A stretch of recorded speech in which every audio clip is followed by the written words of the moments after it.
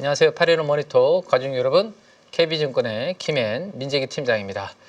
자, 이번 주 주간진 시황은 그래도 지난주보다는 한결 가벼운 마음으로 진행을 할 수 있을 것 같습니다. 언제 그랬냐는 듯이 시장이 지금 반등을 주고 있죠. 네, 낙폭 과대에 따른 시장이 반등을 주면서 조금 평온한 그런 상태를 만들어주고 있습니다. 그래서 조금 더 우리 가족 여러분들께서 방송을 일요일 밤에 편안하게 보실 수 있지 않을까 싶습니다. 자, 한 주를 또 정리를 해보고요. 네, 다음 주를 준비해보는 그러한 시간으로 주간진 시황 함께 하시면 좋을 것 같습니다. 자, 그럼 시장이 왜 이제 또 평온함을 찾았는지에 대해서 우리가 한번 체크를 좀 해봐야 되는데요. 지금 화면에서 보시는 것처럼 14일에 발표됐나요? 14일 저녁에. 네, 우리가 이제 15일이 광복절이고, 네, 휴일이었죠. 휴장이었고, 14일날 이제 소비자 물가가 발표되기 때문에, 다음날 휴일을 앞두고 물가가 잘 나와야 될 텐데, 라는, 걱정을 많이 했는데, 예상치를 소폭 하회하는, 그리고 3% 아래로 떨어지는 완만한 물가의 하락을 보여줬습니다. 그죠? 완만한 물가의 하락을 보여주면서 물가는 여전히 계속해서 떨어지고 있구나 라는 것을 생각을 다행히 시장에서는 좋아했고, 그 다음 이제 이번에 바이든 대통령이 해리스 후보죠. 해리스 후보의 지지 연설에서도 자, 봐라. 내가 지금 IRA라든지 이러한 부분들을 잘 하니까 물가 떨어지는 거 보이지 않느냐. 내가 물가 떨어지게 만들어줬다. 이런 부분까지 강조할 정도로 물가는 완만하게 지금 하락을 하고 있는 그러한 상황입니다. 자, 그 다음에 이제 경기에 대한 이제 불안감이었잖아요. 그죠? 네, 지금까지 있었던 게, 야, 경기가 뭐 소프트 랜딩, 하드 랜딩 뭐 이야기들이 막 하는, 우리나라 말로는 연착륙, 견착륙 뭐 이런 부분들이 되겠죠. 경기가 침체, 야, 침체는 너무 심한 거니까 둔화로 표현을 해. 어쨌든 경기가 조금 슬로우해지는 거 아니야? 라는 걱정을 했는데, 소매 판매 데이터도 그냥 무난하게 엄청나게 잘 나온 건 아니지만 소매 판매 데이터도 예상치보다 소폭 잘 나오면서 경기 침체니 둔화니 이란 우려를 불식시키면서 시장은 거의 V자로 반등을 줬다라고 보시면 될 것 같습니다. 자, 그 다음에 이제 또 하나는 다들 아시는 것처럼 시장의 하락의 이유 중에 하나는 바로 엔캐리 트레이드라는 부분이었습니다. 그죠? 네, 요거 한번 볼까요? 네. 이거 오래간만에 보는 것 같은데 이번 주에는 별로 이거를 체크할 필요가 없어가지고, 네, 한 달 동안의 흐름을 한번 보시면, 네, 자, 지금 8월 초부터, 그죠, 뭐든지 시장이 급하게 움직이면 제가 탈이 난다라는 말씀을 드려왔는데, 여기 8월 초부터 해서, 그죠, 쫙 빠지는 구간 보이죠? 여기 8월 6일까지. 네, 요 구간이 딱 가장 최악의 구간이었던 거, 8월 1일부터 8월 거의 6일까지입니다. 그때가 어떻게 됐는지를 우리가 캡처를 해서 한번 보시죠. 자, 이렇게 한번 보시면 딱 그림이 명확하게 우리가 반등 준 시점이랑 시장이 하락한 시점이랑 딱 차별이 됩니다. 구분이. 자, 무슨 이야기냐? 이거 한번 보시죠. 150엔이죠. 여기가 딱, 네, 150엔입니다. 150엔을 순식간에 8월 초부터 해서 거의 6일까지 이렇게 내려오게 됩니다. 이거는 여기 앞에가 달러고 뒤에가 엔이니까, 그죠? 차트가 내려오면 달러의 약세, 엔화의 강세로 해석을 하면 된다라고 말씀을 드렸죠. 엔화가 급격하게 강세를 나타내니까, 야, 빨리 엔화 돌아가자. 어디로? 일본으로.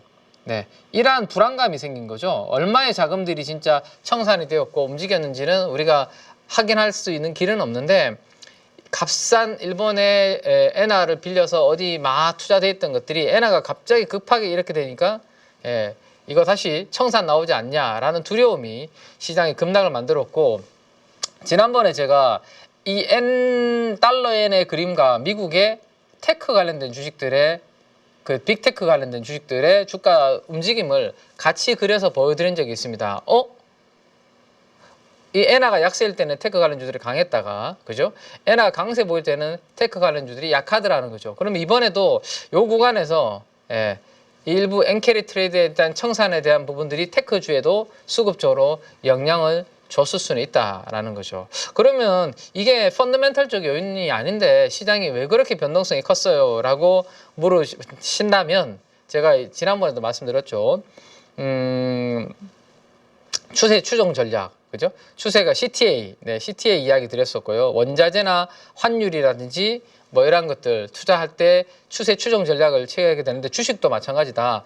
컴퓨터 알고리즘을 정해놓기 때문에 이 범위를 벗어나게 되면 순식간에 매도가 확 나왔다가 또 올라갈 때는 순식간에 매수가 확 몰렸다가 이러면 변동성을 키울 수 있다라고 말씀드렸고 ETF의 영향도 있다. 지금 ETF들이 우리가 많이 늘어났는데 그죠? 시장이 하락할 때는 야 이거 안 되겠다 싶어서 ETF를 팔아버리면 여기에 편입되어 있는 종목들이 다 영향을 받고 시장 또 좋아지니까 ETF 확 사니까 또 관련된 종목들을 확 또 올리고 그러니까 덩치로 막 움직이는 자금들이 워낙 증가하다 보니까 이게 요 정도의 하락률을 보였을 것을 변동성을 보였을 것을 이 정도의 변동성을 보이는 시장이 지금 우리가 맞이하고 있는 시장이다. 그죠? 네, 그래서 원래는 이렇게까지 빠질 게 아니지만 이러한 수급적 요인으로 인해서 앞으로도 한 번씩 이러한 부분들은 올 수 있다. 내가 생각했던 것보다 더 오르고 내가 생각한 것보다 더 빠지고 그죠? 이런 변동성은 좀 염두를 주식 투자하시는 당분간 계속은 염두를 좀 해두셔야 될 것 같습니다. 자, 그래서 엔화가 어쨌든 뭐 추세적인 약세는 아니지만 지금 그림에서 보시는 것처럼 네. 자 이렇게 급속히 강세를 보였다가 이제 살짝 안정을 찾는 모습인데 여전히 이 150을 회복하지는 못했어요. 그죠? 150을 회복하지는 못했지만 그래도 강세를 마무리하고 어느 정도 약세 구간으로 안정권으로 접어드니까 테크 관련주들이 그동안의 주도주들이 많이 빠졌다가 낙폭 과대주들이 좀 올라오는 그러한 그림들이 이번 주에 나타난 주요 특징 중에 하나고 우리나라도 이번 주 후반에 하이닉스를 비롯한 반도체 관련주들이 상승을 좀 했습니다. 자 여기에 또 하나 힘을 실어준 거는 소비재들입니다. 소비재들. 네. 자 소비재들인데요. 자 월마트라는 회사 여러분들 다 아시죠? 지금 보시면 WMT라고 되어 있는 요 기업인데요. 네, 월마트가 뭐야 이거 시장과 관계없이 그죠? 네. 지금 보시면 네 차트를 보시면 물론 이 종목도 8월 초에는 조금 조정을 받았는데 시장 조금 안정 찾으니까 곧바로 신고가 경신을 해버렸습니다. 신고가잖아요 지금 월마트는 그죠? 네 주봉으로 한번 볼까요? 주봉으로 보면 조금 더 뚜렷할 것 같은데 네 이렇게 되죠. 월마트 네 미국의 이 대표적인 그 유통 관련된 뭐 채널 중에 하나라고 볼 수 있을 월마트가 이렇게 신고가를 가는 실적 호조와 실적이 좋아지면서 그죠? 호조를 하는 부분이 있었고 이번 주에 대표적으로 우리가 아는 꽤 그룹급의 투자자 그 다음에 많은 기관 투자가들이 미국의 소비재들을 샀다라는 거죠. 그 중에 대표적인 게 NK인가요? 네, 나이키. 자, 나이키 한번 보실까요? 네. 나이키가 지금 보시면 지난번에 실적이 안 좋으면서 이게 경쟁력이 요즘 없다. 누가 나이키의 운동화를 사냐. 그죠? 뭐 이런 이슈들이 만들어지면서 폭락을 했다가 개발락이죠. 여기 개발락. 네, 개발락을 했다가 최근 들어서 이렇게 고개를 들고 지금 바닥에서 이 갭을 메우러 올라오고 있는데 나이키도 대형 기관 투자가들이 매수를 했다라는 소식이 있었습니다. 그러니까 소비 섹터도 이번 주에 좋아지는 부분이 있었는데 나이키뿐만 아니라 자 이거 한번 볼까요? 자 워렌 버핏 우리 회장님께서 투자의 귀재라고 하는 워렌 버핏이 이끄는 버크셔 해서웨이라는 투자회사가 있죠. 여기가 자 애플을 일부 또 비중을 살짝 줄이고 어디를 샀다라는 거죠? 울타뷰티라는 주식을 샀다라는 겁니다. 울타뷰티. 그 다음에 항공우주업체 하이코 지분을 사들였다라는 건데 그 중에서도 우리가 더욱더 주목이 되는 것은 바로 이 울타뷰티라는 주식입니다. 왜? 이게 화장품 관련된 그죠? 네. 유통을 하는 우리나라로 따지면 우리 뭐 로드 길에 보면 올리브영 매장이 꽤 좀 목 좋은 데는 다 들어가 있잖아요. 동네마다 그죠? 네. 시내 뭐 당연히 있고 네. 이 올리브영과 같은 회사가 울타뷰티인데 이러한 기업에 대한 지분을 투자했다. 나이키도 사고, 그죠? 울타뷰티도 사고, 뭐지? 그다음에 베일리 기포드라고 하는 또 대형 성장주 펀드를 또 하는 쪽이 있는데요. 여기도 보시면 최근에 엔비디아 주식을 일부 매도했다라는 소식과 함께 뭘 샀냐? 여기는 또 엘프 뷰티라는 주식을 샀다라는 거죠. 다 이런 것들은 소비재, 그죠? 소비재 관련된 주식들입니다. 네. 내가 경기가 조금 안 좋더라도 그래도 뭐 하는 거죠?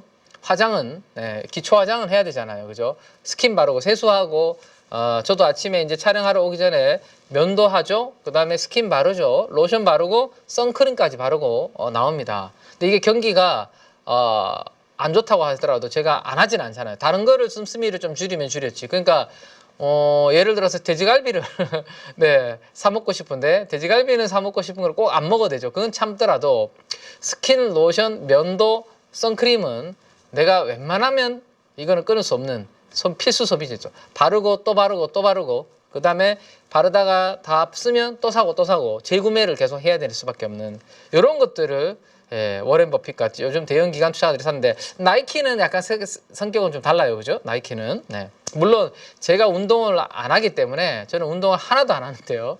운동을 안 하기 때문에 아마 나이키에 대한 제 생각은 선입견일 수 있는데 어쨌든 제가 느끼는 화장품과 나이키의 뭐 운동과 관련된 이러한 뭐 아이템은 좀 다르지 않나. 근데 필수적으로 또 운동을 또 하셔야 되는 분들이 있으니까 그건 뭐 어쨌든 그렇다 치고 자 그러면 워렌 버핏이 편입한 울타뷰티 그 다음 이제 벨리 기포드에서 편입한 엘프뷰티가 어떤 기업들인지를 한번 보면 자 설립 연도 뭐 본사 위치 이런 것들은 이제 가볍게 우리 가족 여러분들이 참고하시면 될 것 같고 워렌 버핏이 산 울타뷰티의 주요 제품 중에 하나가 뭐냐 하면 살롱 서비스라는 게 있습니다. 이 살롱 서비스가 뭘까요? 살롱 서비스.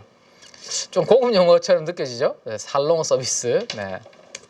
살롱 서비스.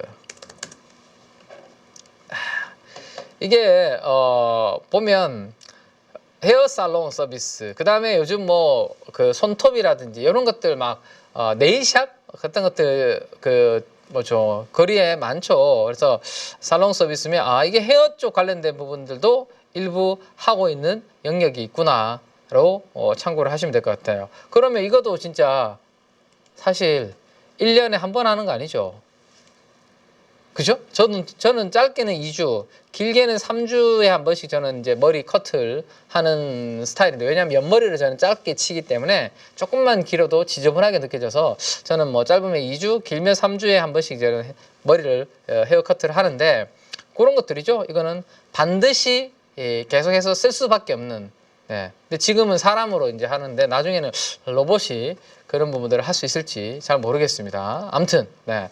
요런 게 이제 좀 차이점이 있는 것 같고 그 다음에 이제 대표적으로 그 울타뷰티는 오프라인 매장 올리브영과 같은 이런 부분들이고요. 그 엘프뷰티는 이제 디지털 마케팅을 통해서 소셜 미디어를 통해서 홍보를 통해서 판매를 하는 약간 그런 성격을 가지고 있는 기업이다라고 보시면 될 것 같습니다. 뭐 그 정도 간단한 아주 뭐 기초적인 부분들의 차별한 부분들. 그래서 이거는 저렴한 화장품 브랜드로 엘프뷰티는 좀 인기를 끌다가 요즘 주가는 별로 안 좋았습니다. 그죠? 요거는 화장품 유통 쪽이다라고 보시면 되고 워렌 버핏이 버커셔스웨어를 통해서 투자를 하고 있고 엘프뷰티는 벨리 기포드가 이렇게 투자를 하고 있다라는 건데 왜 이들이 이제 소비재들의 관심을 둘까라는 것을 한번 생각을 해본다라면 자 지금까지는 우리가 이제 뭘 한 건가요? 중앙은행에서 어떤 부분들을 한 거예요?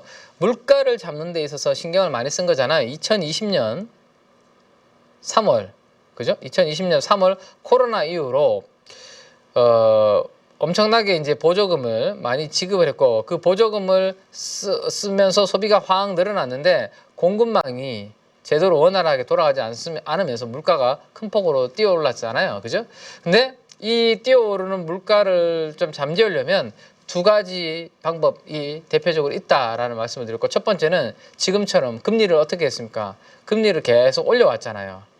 금리를 올리면 우리 같은 이제 사람들은 기존에 내가 쓰고 있는 돈들이 있는데 빌려서 쓰는 은행으로부터 빌리거나 그러면 은행으로부터 내가 돈을 빌렸는데 금리가 올라가. 그럼 갚아야 되는 이자가 늘어나니까 내가 쓸 수 있는 돈은 줄어들죠. 그러면 소비할 수 있는 여력이 줄어들죠. 그죠? 소비를 안 하게 되면 덜 하게 되면 물가에 영향을 주게 됩니다. 예. 그게 아니라면 공급망을 빨리 투자를 원활하게 정상화시켜서 엄청나게 공급을 늘려주면 되는 거죠. 그죠? 그러면 수요보다 공급이 많으면 물가의 안정에 영향을 주게 됩니다. 근데 아직까지 2번이 원활하게 되었다라고 볼 수 있을까? 에이, 이거 되기 전에 이거로 물가를 지금 잡은 거잖아요. 그죠? 네. 이해되시죠? 그리고 이제 이 공급망 투자가 어느 정도 완료가 되면 서서히 물가가 안정을 찾으면 시장의 색깔이 바뀐다라고 제가 말씀을 드렸었습니다. 지금까지 주로 공급망 관련된 섹터가 작년도 하반기, 올해 상반기까지 주도주로 움직였죠. 대표적으로 뭐죠? 변압기, 전선, 그죠? 그 다음에 뭐 있습니까? 조선, 예, 이런 것들이죠. 근데 물가가 어느 정도 안정적으로 지금 이제 CPI가 3% 아래로 떨어졌다. 그런 이야기들이 나오는데 시장의 색깔이 그러면 서서히 내년도 되면 바뀌면 이제 소비재들을 좀 사야 되는 거 아니야? 라는 말씀을 제가 드린 적이 있습니다. 이 페이지를 가지고. 네. 이 페이지는 이미 제가 오늘의 이 찐시황을 위해서 제가 새롭게 만든 게 아니라 예전에 제가 인플레이션이 물가 상승이 어느 정도 잡히면 다음 시장의 스텝은 이쪽을 바라볼 수 있다라는 것을 미리 우리는 알고는 있자라고 한번 설명을 드린 적이 있는데 그 페이지를 그대로 가져온 거예요. 왜? 최근에 대형 기관 투자가들이나 워렌 버핏과 같은 이런 그룹의 인사들이 소비재들을 일부 편입을 하기 시작했기 때문에 자, 물가 안정을 찾았죠. 그럼 금리가 9월 달에 50bp 아니면 25bp는 떨어질 거로 지금 예상을 하고 첫 번째 금리나 그리고 앞으로 계속 이렇게 좀 금리가 내려갈 거라고 생각을 합니다. 그러면 기존에 내가 이자 비용으로 100만 원이 나갔다면 조금 극단적으로 표현해서 50만 원만 나가게 되면 이 50만 원만큼은 이제 이자 비용으로 안 나가니까 내가 다른데 쓸 수 있는 가처분 소득이 증가를 하게 되고 그 쓸 수 있는 돈이 생기는 만큼 뭘 사겠나요?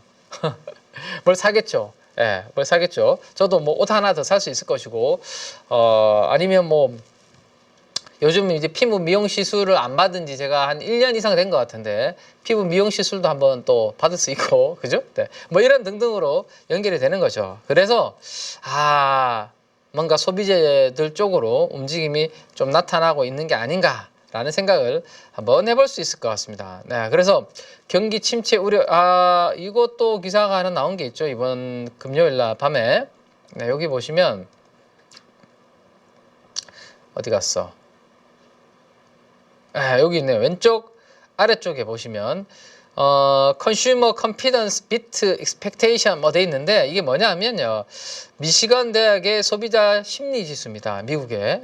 근데 심리가 괜찮다라는 겁니다. 미국 소비자들의 심리가 양호하다라는 겁니다. 아직까지는 견조하게 유지가 되고 있다라는 것을 이번 금요일 날 또 밤에 발표가 되었습니다. 그래서 경기 침체 우려, 둔화 우려가 있었는데 아직까지는 너무 우리가 걱정할 정도까지는 아니다라는 것을 보여줬고 그러면서 이제 소비재들 관련된 종목들을 또 대형 기관이나 워렌 버핏이 사면서 시장은 거기에 좀 환호를 하는 모습이 최근 시장의 움직임이 좀 나타난 특징이다라고 그렇게 보시면 될 것 같습니다. 자, 그러면 이제 관련해서 우리가 한번 또 관심을 좀 한번 가져본다면 자, 소비재 섹터들 쪽으로 한번 본다면 이렇게 한번 그림을 한번 연동해서 한번 볼까요? 네. 자, 기관 외국인 업종별 매수 강도 상위라고 이렇게 보시면 될 것 같은데요. 지난 금요일 날 기관과 외국인들의 업종별 매수 강도 상위 쪽을 보시면 될 것 같아요. 그래서 이쪽 노란색은 매수가 많이 들어온 쪽이고요. 초록색은 매도가 많이 들어온 쪽이다 라고 보시면 될 것 같습니다. 자, 그러면 우리는 매도보다는 매수가 어디 들어왔는지 쪽을 먼저 집중적으로 한번 보겠습니다. 오래간만에 양매수가 들어왔네요. 뭐죠? 기타 유통. 네, 기타 유통. 네. 기타 유통은 제가 뭐라고 말씀드렸죠? 여러분들한테 실리콘2 네, 대표적으로 그죠? 실리콘2가 업종 분류 FN 가이드의 업종 분류상으로 이 기타 유통으로 분류가 되어 있다라는 말씀을 많이 드려왔고 최근에 실리콘2가 고점에서 이제 흔들리면서 기타 유통은 주로 이 매도 상위 업종이 잡혔었는데 지난 금요일 날 양매수가 외국인과 기관들 쪽에서 기타 유통 업종이 잡힌 걸 보면 실리콘2 쪽으로 수급이 좀 살아났겠구나 라고 볼 수 있을 것 같아요. 네. 자, 실리콘2가 수급이 좀 들어왔을 것 같은데 이 실리콘2는 제가 잠깐만요. 그 자료가 있을 것 같은데 실적 발표하고 웬만한 종목들은 제가 업데이트를 다 했거든요. 네, 요거 한번 보시죠. 자, 실리콘2 매출액 4개 분기 합산 차트 보시면 아직 뭐가 끝날 것처럼 보이지 않죠? 하늘로 올라가는 로켓 같은 그러한 매출액의 성장을 보여주고 있습니다. 자, 영업이익 한번 볼까요? 자, 영업이익은 점점 더 각도가 높아지고 캔들의 크기도 커지고 있는 그런 모습이에요. 근데 고점에서 최근에 주가가 지금 좀 흔들리는 모습이었는데 이거는 뭐 하는 회사예요? 자, 유통이라고 아까 돼 있었잖아요. 그죠? 유통. 국내 다양한 화장품 브랜드들이 엄청나게 많습니다. 물론 자체적으로 해외에 수출을 할 때 자체적으로 하는 마케팅이라든지 뭐 스스로 다 하는 기업들이 있는 반면에 우리나라의 대표적인 좀 많이 요즘 히트를 치고 있는 인디 브랜드들이라고 표현을 많이 하고 있죠. 그죠? 중소형 화장품 브랜드들은 자기들이 자체적으로 마케팅에서 수출까지 하는 부분들이 역량이 아직까지 구축이 안 돼 있는 기업들이 많죠. 그런 것들을 실리콘2가 화장품 브랜드들로부터 상품을 매입을 해가지고 해외 유통업체 최종 소비자들한테 판매를 하는 중간에 유통사 역할을 하고 있다라고 보시면 될 것 같아요. 근데 우리나라 인디 브랜드들이 요즘 미국, 일본, 뭐 동남아 쪽으로 워낙 잘 팔리니까 거기에서 중간 역할을 하면서 실적이 이렇게 올라오는 그런 그림들이 나타났다라고 보시면 될 것 같습니다. 자, 그러면 어쨌든 이 회사가 최근에 약간 흔들렸던 노이즈 중에 여러 가지 이유는 뭐 경쟁사가 뭐 치고 들어온다, 아니면 기존에 하고 있던 거래선이 고객사가 거래를 끊는다, 그 다음에 운송비 뭐 부담이 좀 있지 않을까, 뭐 이런 등등이었는데 사실 최근에 운송비는 해운 물류비는 올라가다가 지금 꺾였습니다. 일부 꺾이고 있고 운송비 부담이 낮은 사업 구조로 되어 있기 때문에 경쟁사들 대비해서는 마진이 나쁘지 않습니다. 이게 21% 나오잖아요. 그죠? 자, 그림을 한번 보시죠. 이게 위에가 분기별 매출액, 분기별 영업이익인데 이번에도 뭐 이렇게 신고가를 경신을 했는데 제가 제일 중요하게 여기는 것 중에 하나가 바로 요거라고 말씀드렸죠. 그죠? 매출액 증가율보다 영업이익 증가율이 더 큰 폭으로 유지가 되면 주가가 그렇게 크게 꺾이지 않습니다. 근데 어느 순간 매출액 증가 대비해서 영업이익 증가율이 이렇게 크로스가 데드 크로스라고 저는 표현을 하는데 이렇게 돼버리면 그때부터는 이제 회사의 주가는 중장기적으로 우하향 트렌드를 본격적으로 그리는 영업이익 증가율은 그래도 뭐 50% 60% 나오는데 이게 왜 꺾여? 매출액 성장하는 것보다 이게 더 꺾이기 시작하면 뭔가 경제적 해자가 지금 훼손되고 있고 마진이 줄어들고 있다라는 대표적인 신호탄이거든요. 자, 근데 지금 보시면 오른쪽 보시면 영업이익률도 전고점 돌파해서 아직까지 이렇게 유지가 되고 있는 그러한 상황입니다. 근데도 이제 실적 발표 나오고 고점에서 주가가 안 올랐었죠. 그 이유 중에 하나는 저는 너무 많은 사람들의 관심이 있다 라는 것을 하나 말씀을 드리고 싶습니다. 사람들이 너무 많은 관심을 가지면 사실 주가가 노이즈가 너무 많아요. 그렇지 않습니까? 주가가 이렇게 지난번에 실적 발표되고 난 다음부터 이렇게 올랐잖아요. 5월 달에 실적 발표되고 15,000원 정도에서 5만 원까지 한 3배 이상 올랐는데 그러면서 화장품의 대장주다라는 인식이 너무 강하고 주가가 올라감으로 해서 관심이 많아지는 반면에 뭐죠? 소음이 많아집니다. 뭐 하나 숫자가 조금이라도 이상하게 나오면 그죠? 야, 이거 이제 피크아웃. 피크아웃. 그 다음에 수출 데이터 보면서 막 보시는 분들 등등 관심도가 높아지면 높아질수록 주위에 소음은 많아진다. 이거는 필수적인 공식입니다, 여러분들. 반면에 주가가요 쭉 빠지면요, 주가가 내려가면 관심이 줄어들게 되고 대신에 아무도 관심이 없기 때문에 그 기업과 그 기업이 속한 산업에 대해서는 소음이 별로 안 나옵니다.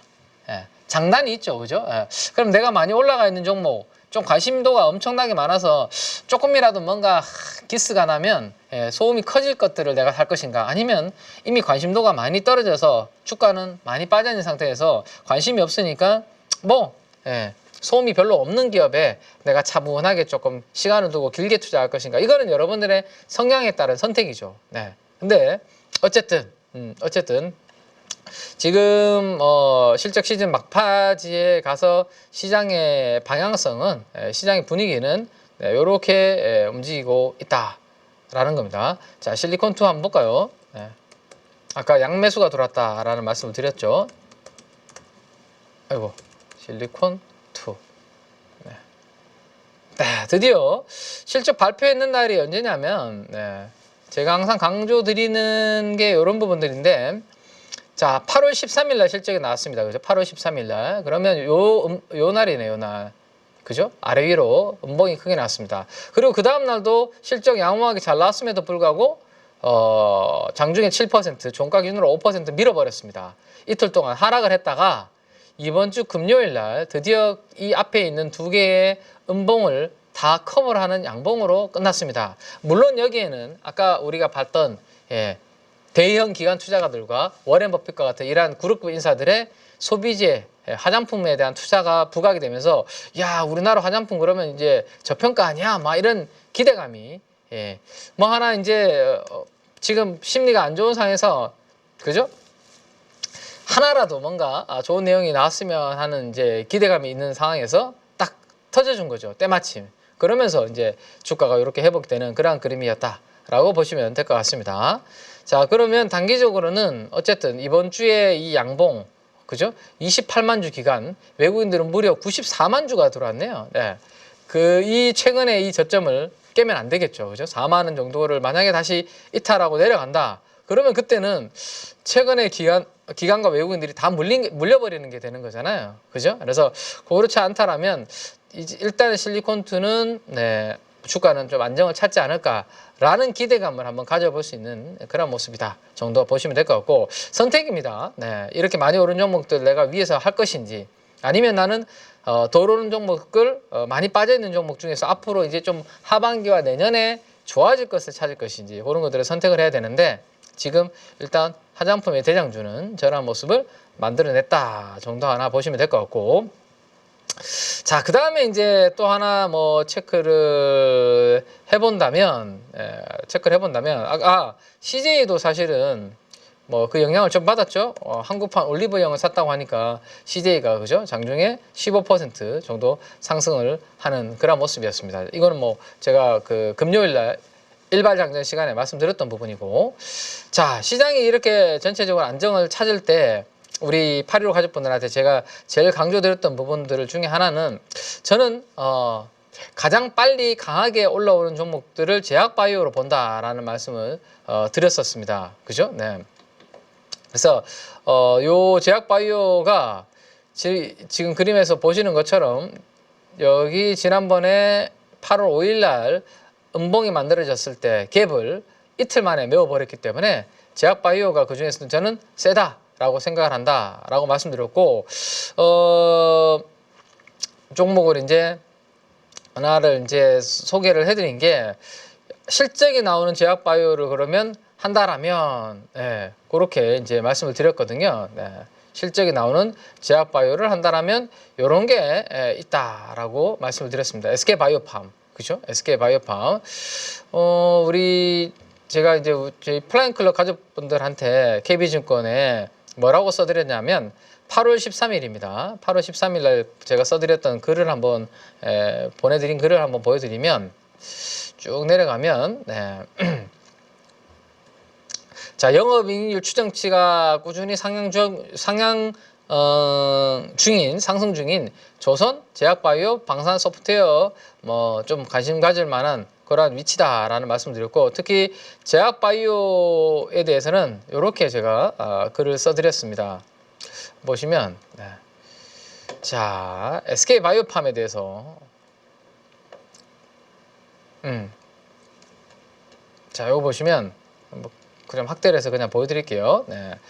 자, SK바이오판과 같은 실적 성장 기대주, 내가 바이오가 숫자가 없어서 불안한 분들은 요런 숫자가 나오는 기업들 위주로 압축해서 보시는 것도 공부해 볼 만하다라는 거고, 이 회사는 올해보다는 내년도, 그 다음에 2025년과 2026년도에 이 엑스코프리가 매출이 1조까지 올라가지 않을까라는 실적에 대한 성장 기대감이 있고, 이번 실적에서 그런 부분들을 보여줬다라는 거죠. 거기다가 요즘 퓨처캠으로 인해서 부각이 되고 있는 방사성 의약품도 라이센스 인을 통해서 모멘텀으로 숫자를 또 앞으로 기대할 수 있는 또 부분이 있기 때문에 연초 고점인 10만 원 돌파를 한번 기대해 볼 수 있지 않을까요? 라는 게 제가 이제 13일 날 여러분들께 이제 우리 가족 여러분들한테 써드렸던 이제 내용이었는데, 그 전부터 이제 이미 말씀을 드렸던 거고, 이렇게 이번에 정고점을, 시장의 안정을 찾으니까 정고점을 아예 돌파를 해버렸습니다. 그죠? 저 돌파를 해버렸어요. 그래서 바이오는 이런 그림들이 만들어진다라는 겁니다. 바이오는 이제 실적 시즌이 끝났잖아요. 실적 시즌이 있을 때 사실 바이오가 조금 주춤할 수밖에 없는 게 숫자가 없는 기업들이 많으니까. 근데 실적 시즌이 끝났기 때문에 이제는 내러티브가 상당히 강하게 또 시장에서는 작동할 수 있는 그러한 구간으로 들어갑니다. 아시겠죠? 그래서 제약바이오도 계속 우리가 공부는 또 해야 된다. 내러티브의 가능성이 높아지는 것 중에 하나가, 이유가 지난 금요일 날 밤에 미국에서 끝난 이 부분을 보면 UFO라는 티커를 가진 스페이스 우주항공 ETF가 있는데요. 지금 정고점을 19달러로 돌파를 했다가 윗꼬리를 좀 달리긴 했는데, 어쨌든 실적 시즌 끝나고 난 다음에 정고점을 돌파하려고 하는 모습이 나타나고 있는데, 우주항공이 지금 당장 숫자가 나오는 그러한 쪽 아니잖아요.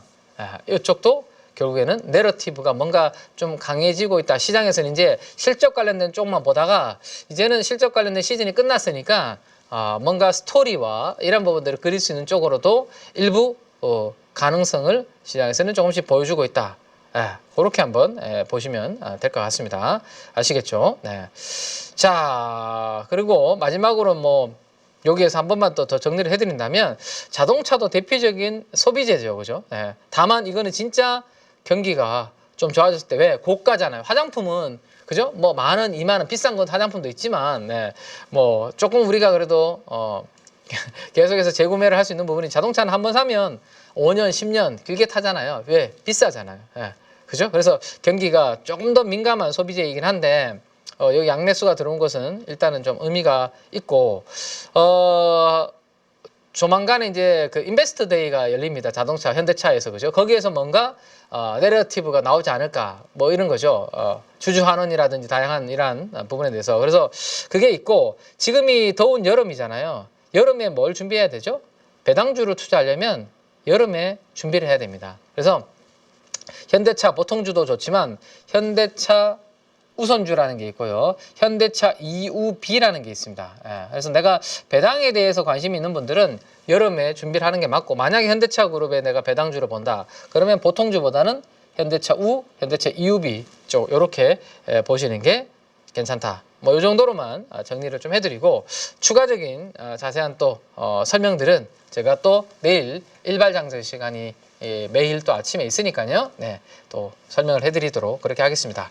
자, 가족 여러분들, 일단은 이번 주에 반등이 세게 나왔다고 너무 흥분하지 마시고요. 그렇다고 해서 또 겁을 먹으실 필요는 없는데, 일단은 단기적으로 낙폭을 어느 정도 많이 만회를 했습니다. 이번 주에. 하락폭에 거의 61.8%를 되돌림이 나왔거든요. 그러면 기술적 반등은 이제는 나왔기 때문에, 이제는 지수의 강한 상승보다는 약간의, 이번 주는 다음 주죠. 약간의 숨고르기 흐름이 나타날 가능성이 있기 때문에 그런 부분들을 좀 염두에 두시면서 추가적인 자세한 전략과 섹터에 대한 이야기들은 내일부터 또 일발장전 시간에 이어가도록 하겠습니다. 자, 일요일 밤 꿀잠 주무시고요. 저는 내일 아침에 다시 인사드리겠습니다. 지금까지 KB증권의 김앤 민재기 팀장이었습니다. 감사합니다.